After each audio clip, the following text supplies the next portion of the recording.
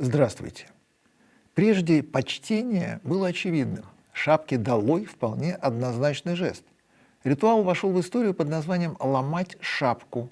На фотографиях конца XIX века это выглядело весьма контрастно. Мужик босиком, но в картузе. Складывалось обманчивое впечатление, что на обувь денег не хватило, а на шапку, как на более важный элемент одежды, деньги из последних сил нашлись. Причем картуз на голове носили даже в самую отчаянную жару, хотя, казалось бы, без шапки логичней. Картуз носили не потому, что удобно. Комфорт тяглового народа никого не интересовал. Картуз полагался только для приветствия.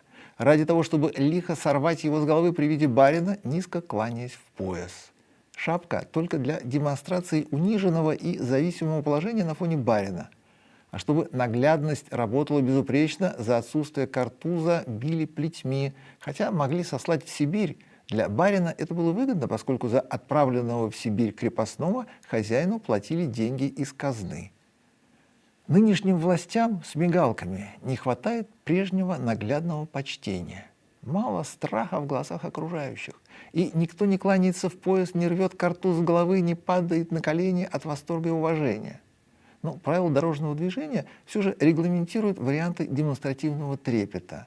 В соответствии с пунктом 3.2 правил дорожного движения при приближении транспортного средства с включенным проблесковым маячком синего цвета и специальным звуковым сигналом водители обязаны уступить дорогу для обеспечения беспрепятственного проезда указанного транспортного средства.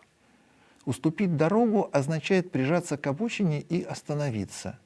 Нарушение этого параграфа регламентирует статья 12.17 Административного кодекса и наказывает штрафом до 7,5 тысяч рублей или лишением права управления до 1 года. Но выходить из машины, ломать шапку, падать ниц не требуется. Министерство транспорта под руководством ловкого губернатора Курской области Романа Старовойта, продержавшегося всю войну с Украиной, с ярлыком на княжение, ушедшего в Москву на повышение, подготовила поправки в ПДД и предложила приравнять срочность и важность чиновников с мигалками к скорой помощи. В проекте поправок Минтранса указан четкий регламент. Отныне холопам запрещено быть на одной дороге с хозяином. Как только холоп услышит звон бубенцов и увидит мигалку, он должен не как прежде пропустить, а обязан убраться с дороги в соседнюю полосу при ее наличии. При отсутствии съехать под откос, упасть в кювет, прыгнуть с обрыва, после чего непременно замереть, не двигаться, не совершать никакие маневры. Пока едет хозяин, впрочем, полагается стоять. В отдельный состав правонарушений выведена попытка крепостных как-то шевелиться. Независимо от того, едет ли машина с мигалкой одна или в составе колонны, ее нельзя будет не только обгонять, но и опережать, то есть двигаться в попутном направлении в соседнем ряду с большей скоростью. Поскольку данная норма противоречит требованию замереть и не двигаться, видно, что Роман Старовой только входит во вкус и не очень понимает, как будет слаще, когда все залегли или когда все разбежались. Помимо этого, Минтранс предлагает вовсе запретить крепостным оказываться рядом с хозяином. В документе написано: запрещено двигаться в непосредственной близости к спецтранспорту по соседним полосам с его скоростью, а также создавать ему помехи и препятствовать организованному движению. Зачем Минтранс берется третировать публику? Так ведь война. Кому, как не бывшему курскому губернатору, это не знать. Война народная, прочувствовать должны все, даже в Москве. В поправках указано: в условиях проведения специальной военной операции, усиления террористических угроз, обусловленных активизацией деятельности радикальных структур и диверсионно-разведывательных групп, неправомерные действия участников движения приводят к возникновению причин и условий, порождающих угрозы безопасности объектов государственной охраны. Объекты охраны – это аурусы с их содержимым. Минтранс ничего не пишет о наказаниях. Как предстоит впредь карать холопов за ослушание и отсутствие должного почтения к власти?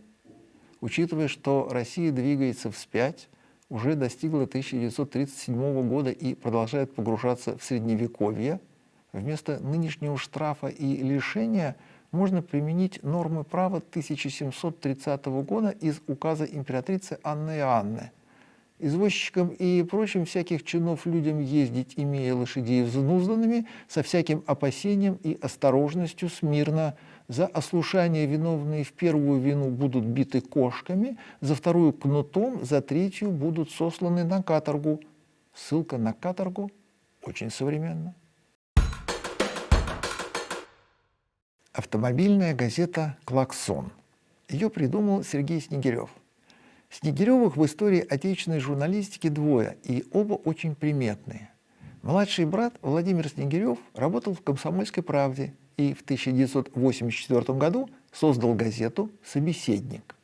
Старший брат Сергей Снегирев работал в газете «Труд» и в 90-м году создал газету «Клаксон». В «Труде» он входил в привилегированную группу специальных корреспондентов и писал о вопросах промышленности и в том числе автомобильной. Спецкор в газете «Элита» с правом самостоятельного выбора темы и дачей в знаменитой на всю страну Валентиновке. Сергей Снегирев отлично разбирался в своих темах и был очень интересным журналистом с хорошим пером, интересными статьями про автомобили и заводы. И у него был служебный «Москвич-2140» кремового цвета с трафаретом на дверях «Испытания». За ним один из первых в стране москвичей 2141.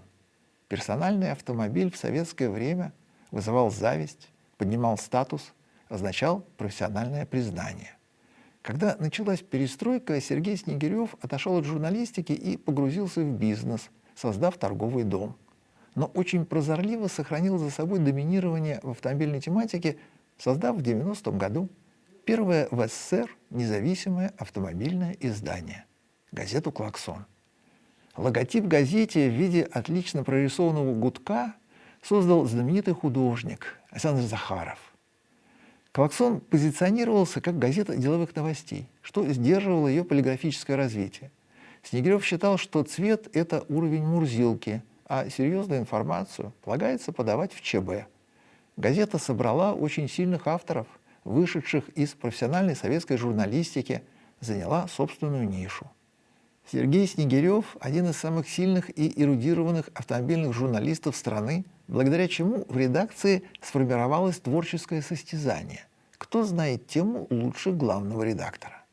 Но тут Михаил Подорожанский сделал газету «Авторевью».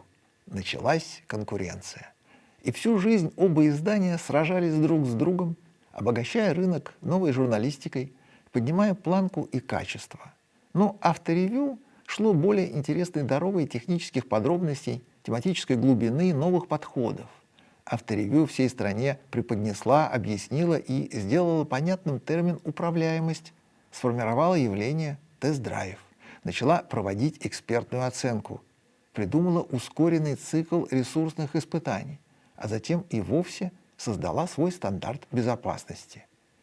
Газета «Клаксон» оставалась в тени во многом из-за полиграфической сдержанности и тематической неопределенности. Расцвел «Клаксон», как только перешел на полный цвет. Газета стала лучшим в России изданием по качеству полиграфии. Получилось солидно, наглядно, весомо. На этом полиграфическом перепутье Сергей Снегирев произвел пересмотр стратегии. Из газеты деловых новостей «Клаксон» начал дрейф в сторону рекламы и больших пиар-бюджетов. Авторитетный, весомый, давний. Снегирев стал основным рекламным активом издания, подкрепив себя шикарным полиграфическим качеством.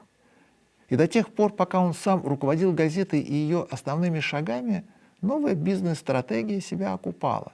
На легкий текст с красивыми фотографиями нашелся потребитель. Но читать в «Клаксоне» стало нечего.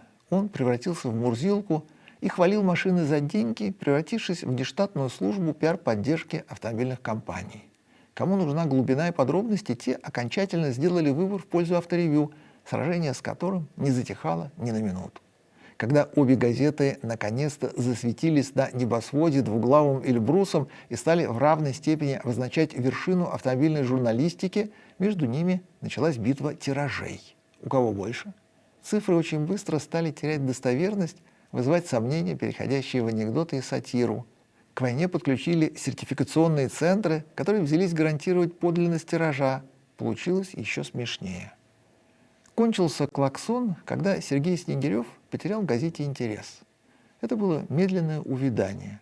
газета начала худеть, тускнеть, мельчать. До последнего пытаясь оставаться печатным изданием на бумаге, «Клаксон» проигнорировал интернет, опасаясь каннибализма, и тем самым окончательно померк. И в итоге был продан. Он какое-то время еще пытался всплыть, даже выходить в бумаге, не преуспел. И вот газету «Клаксон» купил Олег Виноградов, очень хорошо известный владелец заводов, газет, пароходов, рекламного агентства «Келлен», издатель журналов «Автопанорама» и «Дискавери». Покупка спасительная. Результат стал заметен сразу. Из небытия стремительно возникла бумажная версия газеты, привычного формата, хорошей полиграфии, началась рекламная кампания с баннерами, наглядной агитацией. На сегодня газета «Клаксон» вновь жива, и в ней опять нечего читать. Европа начала просыпаться. Через 3,5 года войны стало понятно, что Америка не поможет, придется выкручиваться самим. Но для этого ничего нет. Нет ни армии, ни техники, ни опыта, никого и ничего. Вопрос, что делать Европе, близок точно так же, как и России, точно так же не имеет ответа. Хвататься надо за все и сразу, а время упущено. Война в разгаре. Посидев в испуге, растерянно проехав с гастролями по местам предстоящих боев, в Европе попытались сформировать новую версию НАТО, сколотить коалицию сочувствующих, вздрагивающих, неубедительных, отыскать деньги. Тут же перессорились, запутались, обиделись и еще раз убедились, что взаимодействие, коалиция, коллективные действия – европейский миф. Но тут очнулась Франция и внезапно перешла от слов к делу. Министр обороны Себастьян Якорню предложил автомобильной компании «Рено» построить завод по выпуску беспилотников в Украине. Завод совместный, выпускающий продукцию и для Украины, и для Франции. Всю Вторую мировую войну автомобильные заводы были главными производителями оружия. Они давали фронту основную продукцию, и Вторая мировая стала войной моторов. Но именно автомобильные заводы получили заказы и приказы на выпуск непрофильной техники. Для этого у них было два важных преимущества, к тому же пришедших в автопром из оружейной промышленности – стандартизация и конвейер. Стандартизация, то есть взаимозаменяемость деталей, не требующих подгонки. Генри Лиланд осуществил ее на заводе «Кадиллак» в 1901 году, взяв идею от оружейного производства «Кольта». Конвейер Генри Форд в 1914 году применил у себя в производстве модели Т тоже по примеру Кольта. Первым массовым изделием Америки в 1873 году стал шестизарядный револьвер «Кольт» по прозвищу «Писмейкер», затем автомобили. Война требует очень много одноразовых, но прочных изделий, и только автопром умеет выпускать что угодно миллионными тиражами.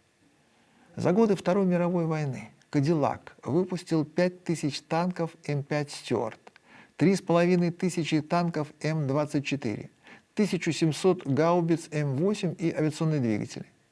«Понтиак» за войну сделал 146 тысяч 20-мм орудий «Эрликон», 4500 авиационных торпед Марк-13, 155-мм снаряды и стволы к 40-мм пушкам «Бафорс». «Шевроле» выпускал авиационные двигатели для истребителей, броневики «Стекхаунд», стволы зенитных орудий, боеприпасы. «Олдсмобиль» стал ключевым производителем пушек калибра до 76 мм и снарядов к ним. За войну «Олдсмобиль» трижды получил Красное Знамя передвига соцсоревнования, почетный флаг Е от командования Вооруженных сил США. «Форд» выпускал бомбардировщики Б-29, двигатели к ним, танки М4А3 «Шерман».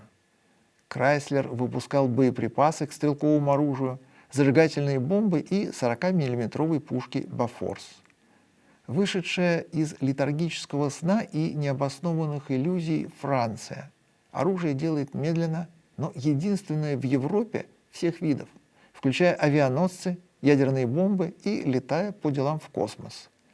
Третья мировая война – это война дронов. Украина теперь может стать главным инструктором по современной войне, по применению подобных изделий, которые в мире все делают без особого понимания, сколько и каких видов понадобится.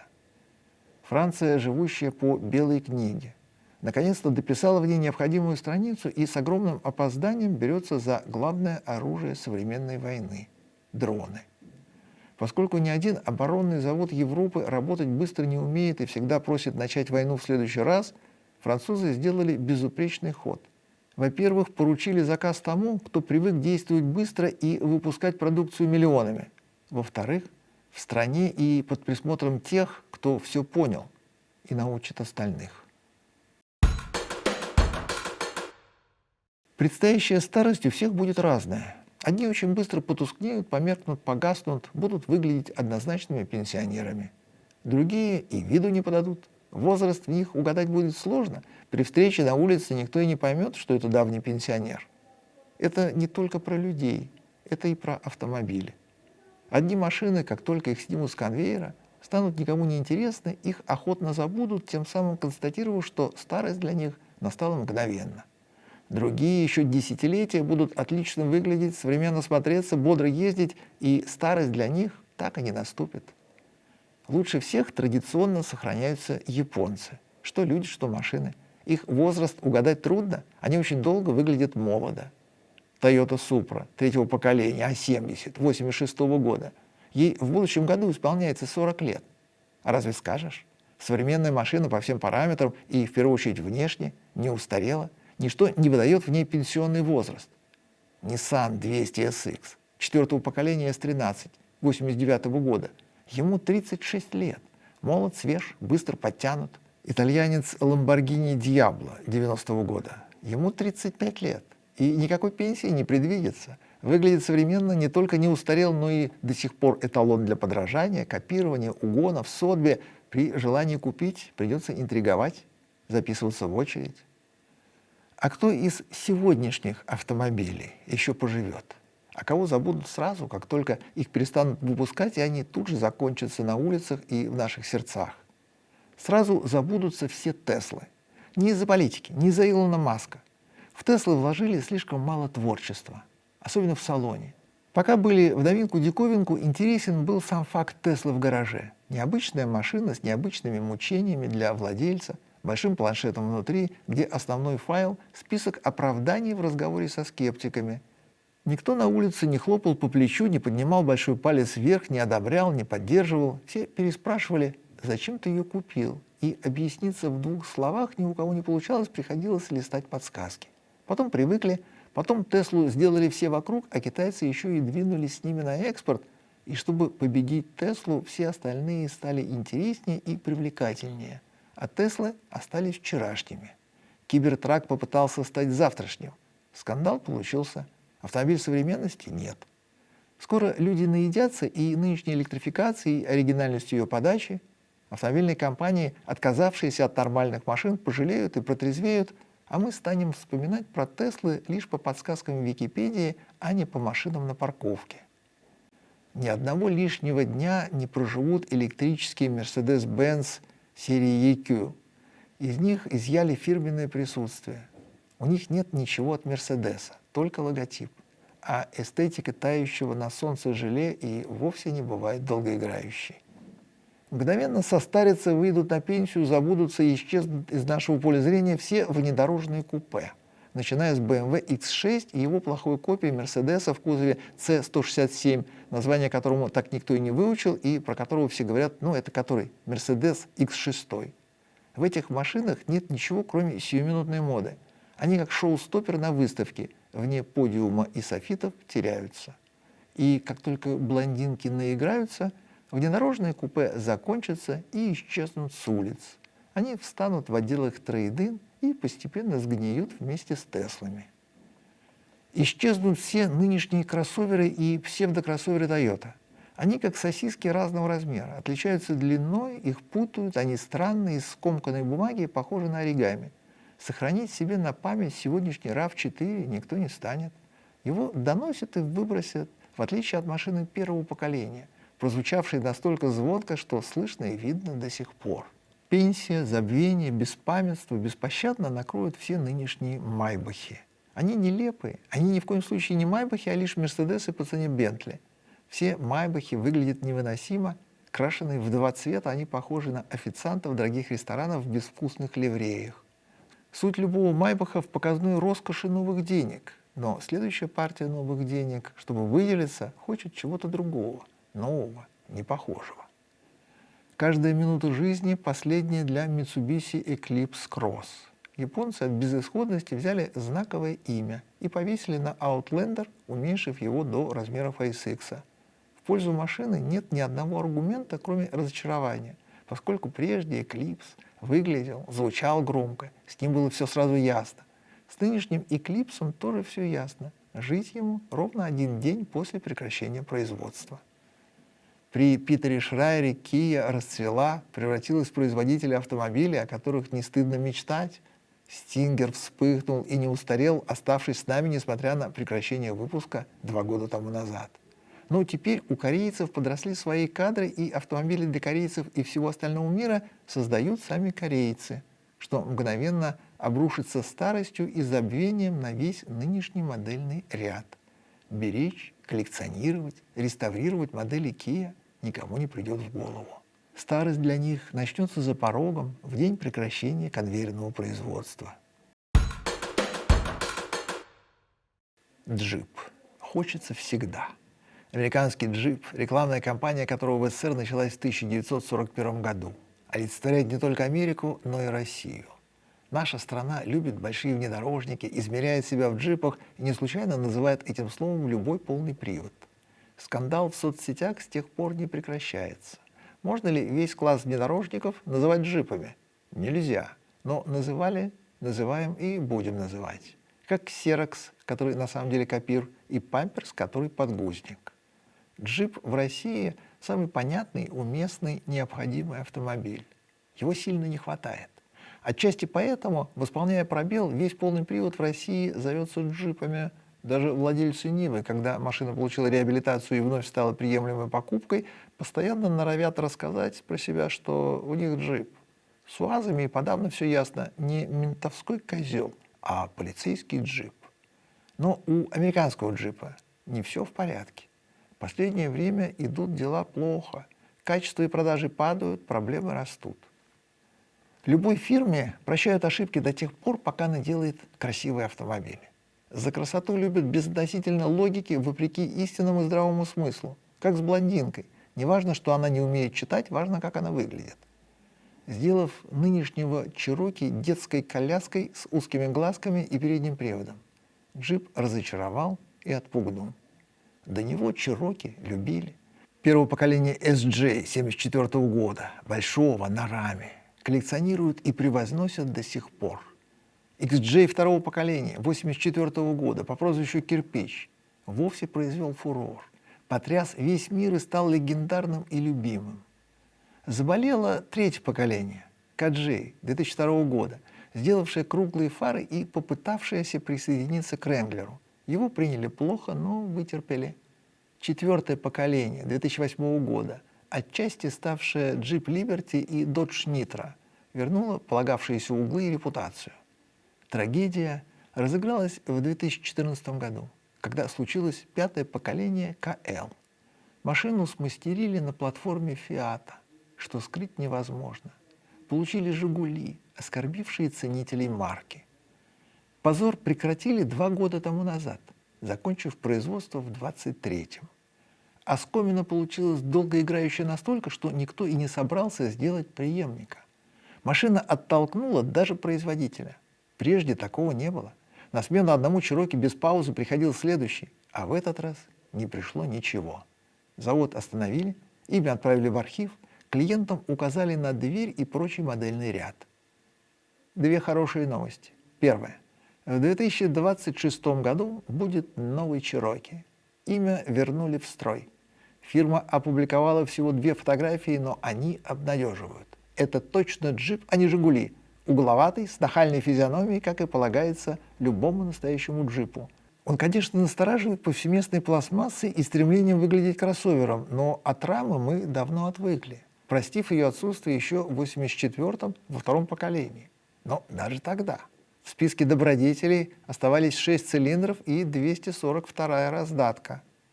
После диверсии 5-го поколения, когда вместо Чироки получилась легковая машина китайского вида на итальянской платформе. Сделать хуже не получится. Поэтому любые предстоящие варианты явно лучше. Погружение на нижнюю точку деградации Чироки достиг. Отныне возможно только всплытие. Джип уклоняется от подробностей, но генеральный директор Боб Бродендорф на всякий случай гремит литаврами и обещаниями в этот раз не опозориться и рассказывает про совершенно новую машину с безграничными возможностями. Без технических характеристик его слова никак не обнадеживают. В отличие от фотографий, есть шанс на красоту. В худшем случае на статус младшего Гранд Чироки. Вторая хорошая новость. Проект возрождения Чироки и работы над ошибками затеял прежний руководитель джипа Антонио Филоса. 23 июня 2025 года он переходит на должность руководителя всего Стеллантиса. Прежний Карлос Таварес был стремительно уволен за ненависть к джипу и большим моторам. Таварес считал необходимым лишить американцев двигателей V8 и отдельно уничтожал подразделение джип, за что и поплатился. Антонио Филоса изо всех сил сражался и за всю фирму Джип целиком, и за любимое детище – новый Чироки. Выиграл не только бой, но и войну. И в кресле руководителя всего Стеллантиса не допустит, чтобы у джипа не получилось. Сосиски Currywurst стоили генеральному директору Volkswagen Герберту Диссу карьеры. Нынешний кризис Volkswagen, закрытие заводов, продажи китайцам – это результат работы Дисса. Ошибки модельного ряда, ускоренная электрификация, плохие электромобили – это Герберт Дисс. Глупость с перефразированным лозунгом Освенцима «Arbeiten macht frei» – работа делает свободным – это Герберт Дисс. Но уволили его не за развал Volkswagen, а за сосиски. Currywurst из кормового подспорья и блюда в заводской столовой превратились в символ Volkswagen и самостоятельный бренд. Ни у одного производителя автомобилей в мире нет ничего настолько уникального, выдающегося, всемирно известного. Из умной затеи голодных лет сосиски превратились в безупречный пиар-ход. Все автомобильные компании страдают от натуги, создавая имиджевые сувениры, побочные товары, параллельное производство в диапазоне от карандашей и часов, включая одежду и обувь, заканчивая домами и яхтами. И только у Volkswagen сосиски. Нужные, понятные, доступные, более народные и лучше, чем автомобили. Начались сосиски в 1973 году и были внутризаводским продуктом. Потом их начали продавать на стадионах родного для Volkswagen Вольфсбурга, после чего им присвоили номер 199-398-500A в каталоге запчастей, и появилась возможность заказывать Currywurst у любого дилера вместе с масляным фильтром и тормозными колодками. В 2007-м сосиски поступили в свободную продажу и стали просто едой, но с логотипом Volkswagen. По итогам прошлого года они превзошли по продажам одноименные автомобили, показав, что гораздо популярнее, чем основная продукция. В 2024 году было продано 8 миллионов 600 тысяч упаковок сосисок Currywurst против 5 миллионов 200 тысяч автомобилей Volkswagen. Но генеральный директор Герберт Дисс больше любил Илона Маска, чем сосиски, и потребовал быстро перейти на электрички, а в рабочих столовых убрать из меню Currywurst. По мнению Дисса, персонал должен быть зеленым до голубизны и есть траву, поэтому для работников он оставил только вегетарианские сосиски, а мясные запретил, после чего был уволен.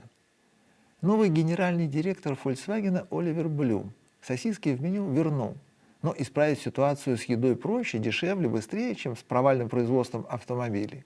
Машины у Volkswagen получаются все хуже, продаются все меньше, и заводы в Германии вот-вот достанутся китайцам, где больше никто не будет выпускать Volkswagen, и Вольфсбург превратится в европейскую столицу китайской автомобильной промышленности. Поэтому генеральный директор Volkswagen Оливер Блюм на подмогу позвал не рекламщиков, менеджеров, инженеров, а повара Дитмара Шульца, предложив ему расширить модельный ряд сосисок. И Шульц представил следующую модель – Currywurst mit Ketchup. Те же привычные сосиски, но уже порезанные и с кетчупом. Производить собственный кетчуп – тоже идея генерального директора Оливера Блюма. Выпускать его начали в сентябре прошлого года под названием Volkswagen Gewürz. Номер в каталоге запчастей 199 398 500B.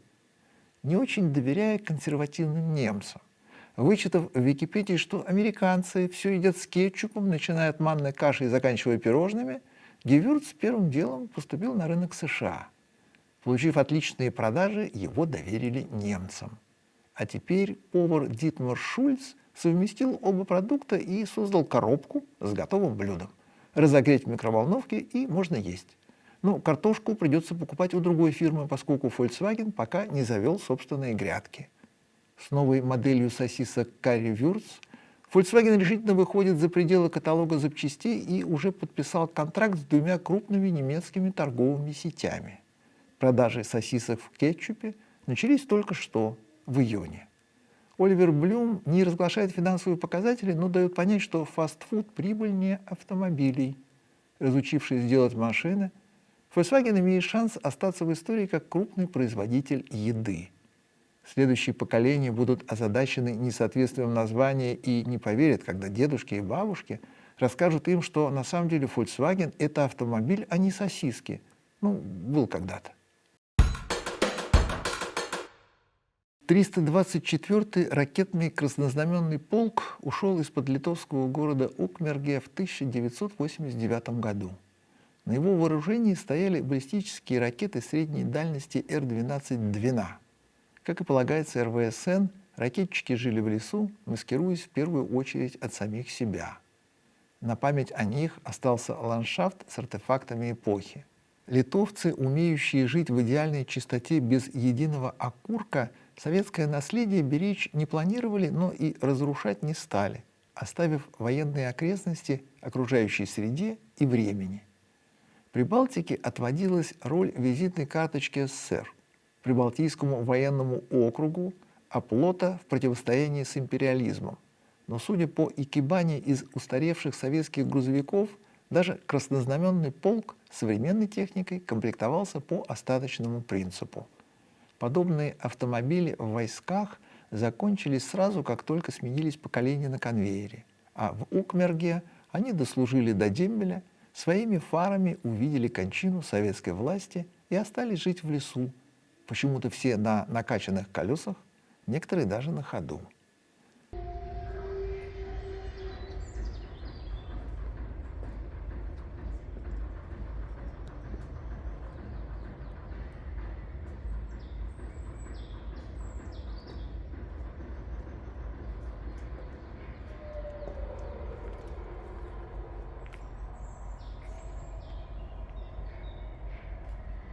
В прошедшие выходные на территорию бывшего ракетного полка пришел летний фестиваль автоклубов Литвы.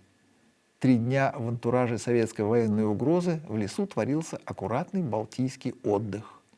В Литве автомобильных клубов невероятное количество, разной степени активности. Volkswagen-клуб неистовствует круглый год. Клуб BMW ждет сухого асфальта. Саабы собираются и едут, невзирая на погоду. Электромобили фестивалят пару раз в сезон. Территория ракетного полка огромная, уходящие вглубь леса, асфальтовые бетонные дороги, доты, окопы, старые казармы, сосны, укрытия. И везде автомобили, клубы, затеи, шашлыки, мероприятия. Клуб BMW дорвался до хорошего асфальта и принялся выяснять, кто тут BMW. На соревнованиях в зачет идут парами. Но в этом лесу решили не сдерживаться и на трассу выходили втроем.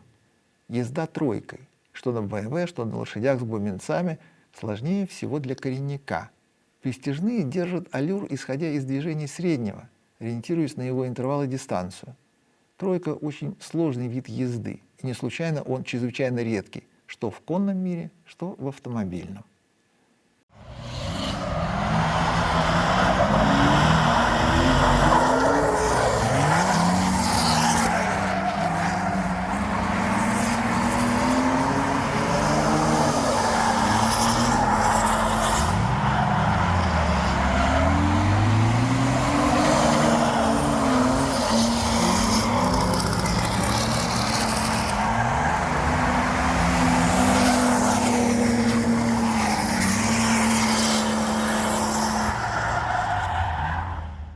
для Европы более характерна упряжка из 4 голов, в отличие от дрифта, где такое случается крайне редко.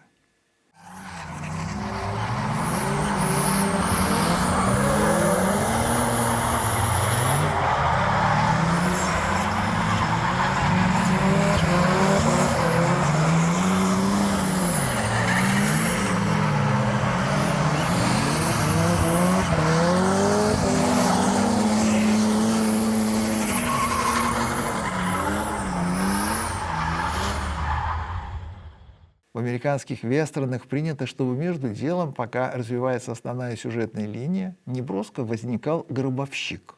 Иногда он отвлекает внимание на себя и снимает мерки с главного героя, объясняя, что он не портной, шьет отнюдь не костюмы. Иногда он лишь показывается на людях и никак не участвует в сюжете. В заднеприводном клубе Opel Omega такой редкий универсал с тревожной специализацией катафалка. Внимание привлекает неизбежно, даже если не предлагает никакого сюжета.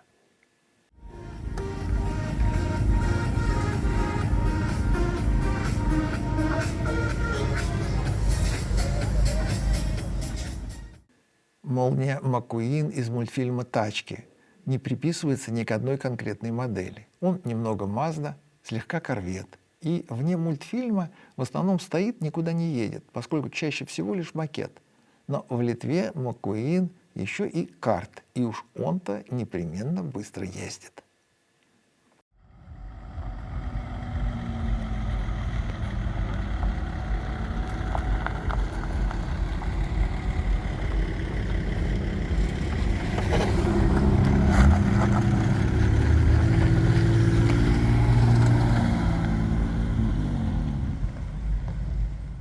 Автомобильные клубы формируются не обязательно по маркам машин. Например, Майами-клуб создан по географическому принципу. Его члены ездят в Майами, привозят автомобили из Майами, любят Майами, всем советуют Майами. Чтобы подчеркнуть привлекательность собственного выбора и предъявить верный ориентир, по Литве они ездят на автомобилях, которые обоснованно ассоциируются с Майами.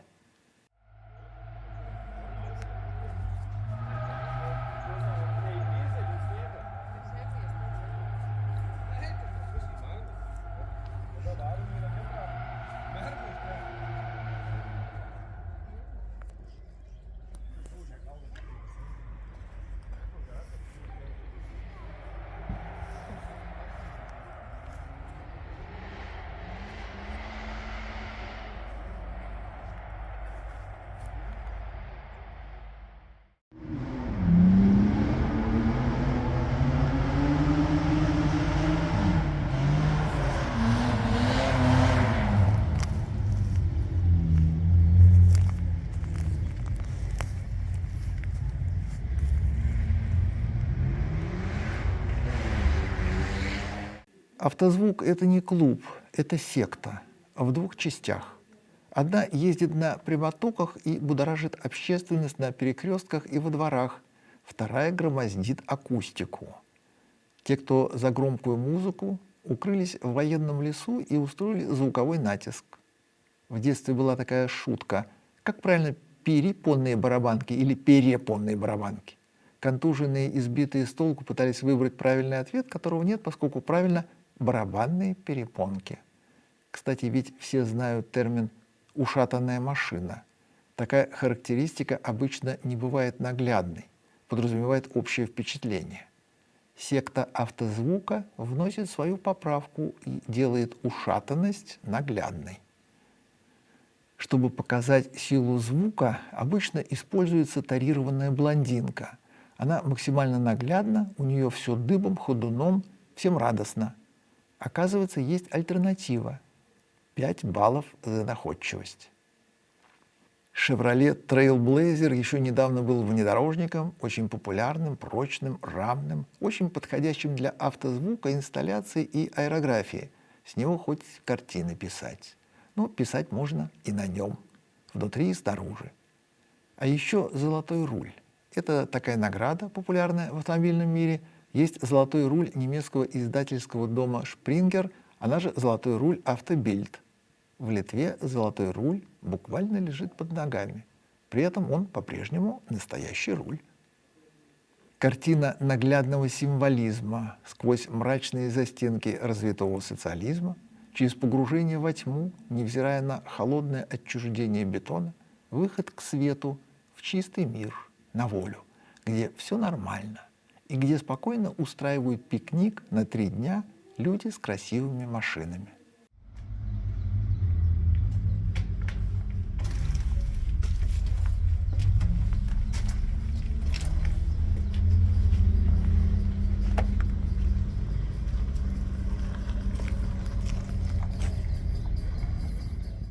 Это не пожарная машина поддержки, готовая погасить окрестные шашлыки. Это сервис олдтаймеров, умеющий хорошо чинить почтенный Магирус, он же Ивека. Любить технику не означает непременно модную и дорогую. Можно старые грузовики. Нам с вами знаком другой Магирус, строитель БАМа модели 232. Этот Ивека Магирус Deutz FM170D 1976 года. Он к нам не поставлялся. Тем интереснее. Абсолютная экзотика, примкнувшая к клубу BMW, похожий на всех японцев своего времени Nissan Sunny B12, купе 86-го модельного года. Всяких Sunny всегда много, но не купе, да еще в таком отличном состоянии.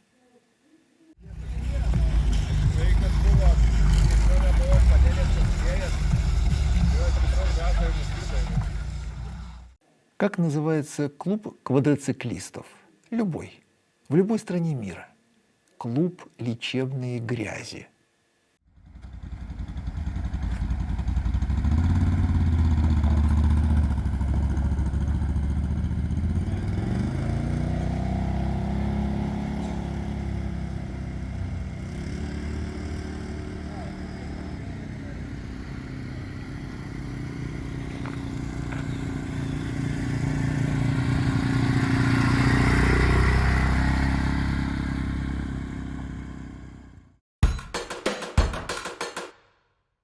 Вопросы, ответы и непроизносимые позывные имена Ники.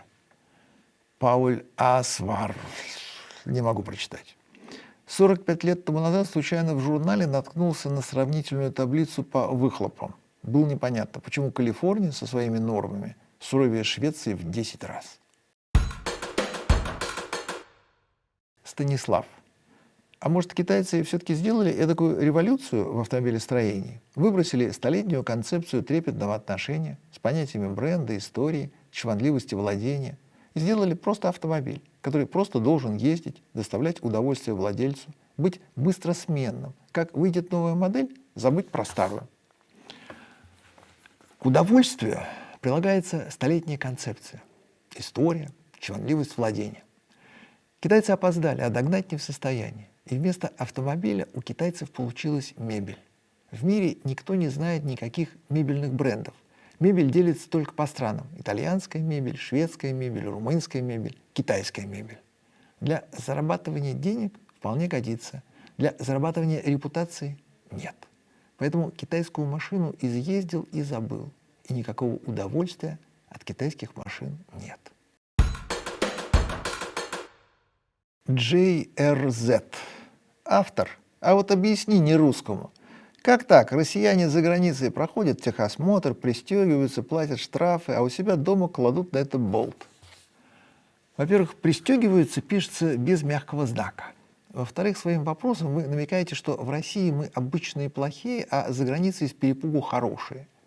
Разница не в нас, в странах. Их мир не создан ради штрафов. В их мире никого не боятся. В их мире по дорогам ездят спокойно, потому что они специально сделали это спокойствие. В Европе в порядке вещей, когда у водителя за всю жизнь ни одного штрафа. Живущим в России не понять. На сегодня все. До свидания.